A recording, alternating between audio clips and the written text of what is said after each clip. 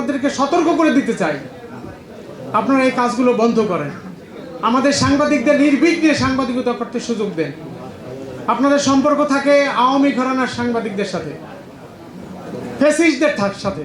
Interim গভর্নমেন্টের বিরুদ্ধেও আমাদেরকে কিন্তু আন্দোলন করতে হয়েছে। আপনাদের 17.5 বছরে কিন্তু আমাদের কোনো লোক ওখানে থাকতে পারে না, টিকতে পারে না, যাইতেও পারে না। বিশ্বাস নিতে পারছে সাংবাদিকদের উপরে কি নিপীড়ন গিয়েছে আমরা যেমন প্রেস ক্লাবের সামনে বসে প্রতিদিনকার বিক্ষোভ আন্দোলন সমাবেশ থেকে টের পেয়েছি, তেমনি হারে হারে উপলব্ধি করতে পেরেছে সেক্রেটারিয়েটে যারা সাংবাদিকতা করেছে, এবং বিশেষ করে এই ঘরানার আওয়ামী লীগ বিরোধী যাদের গায়ে তকমা ছিল, তাদের সাংবাদিকতা করতে যে কত কষ্ট হয়েছে তারা উপলব্ধি করতে পেরেছে। পরিস্থিতি এবং প্রেক্ষাপট পরিবর্তন হয়েছে। এখন আমাদের এই ভাইদের কোনো সংকট সচিবালয়ে সাংবাদিকতা করতে গিয়ে যেন আর না হয়, এখন যেন আর কোনো বাধার সম্মুখীন হইতে তাদের না হয়। আমাদের কাছে ভিন্ন ধরনের মেসেজ আসতেছে, যদিও আপনারা দেখতে পাচ্ছেন প্রতিনিয়ত চেঞ্জ হচ্ছে, পরিবর্তন হচ্ছে, কিন্তু যারা এখনো ফ্যাসিস্ট কিংবা দোসরদের পা চেটে সচিবালয়ে রয়েছেন, এখনো যারা ওখানে বসে জাতীয়তাবাদী ঘরানার সাংবাদিকদের বিরুদ্ধে এবং জাতীয়তাবাদ ইসলামী বোধের মূল্যবোধের যে সরকার বিরোধী দল গঠন হয়েছে, যে জাতীয় সংসদ গঠন হয়েছে, এখনো যারা এর বিরোধিতা করতেছেন তাদেরকে সতর্ক করে দিয়ে বলতে চাই, আপনাদের 17.5 বছরে কিন্তু আমাদের কোনো লোক ওখানে থাকতে পারে না, টিকতে পারে না, যাইতেও পারে না। ওই আমলের শুরুতে আমার একটা অ্যাক্রিডিটেশন কার্ড ছিল, 1 মাসের মধ্যে আমার অ্যাক্রিডিটেশন কার্ডটাকে বাতিল করা হয়েছিল। আবার এই সরকার আসার পরে বিকাশ পেমেন্টে 10,000 টাকার বেশি অফার, শপিং চলছে তো।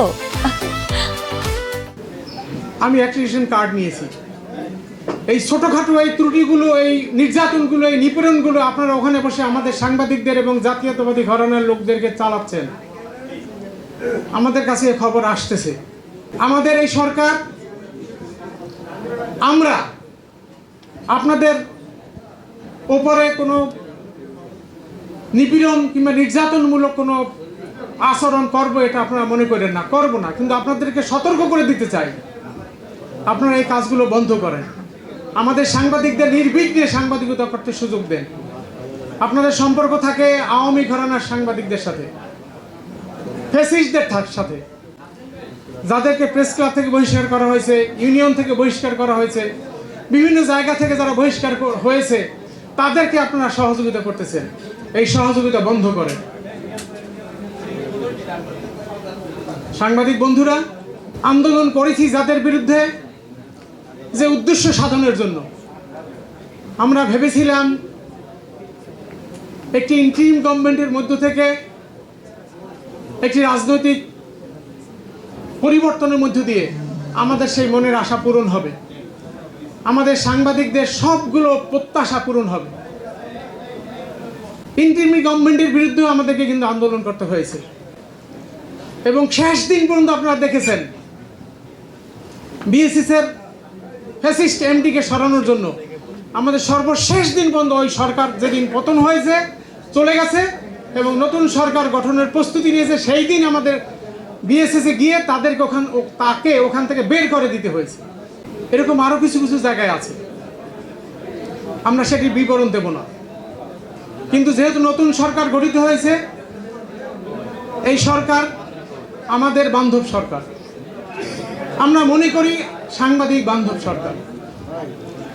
সাংবাদিকদের বিরুদ্ধে এই সরকার কোনো পদক্ষেপ নেবে না, এটাই আমাদের প্রত্যাশা।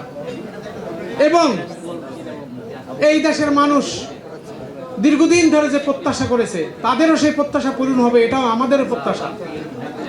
জনগণ এবং সাংবাদিকদের বিরুদ্ধে কোনো পদক্ষেপ এই সরকার নেবে না, এবং নতুন করে কোনো কালাকানুনের দিকে তারা এগোবে না, এই প্রত্যাশা আমরা ব্যক্ত করছি।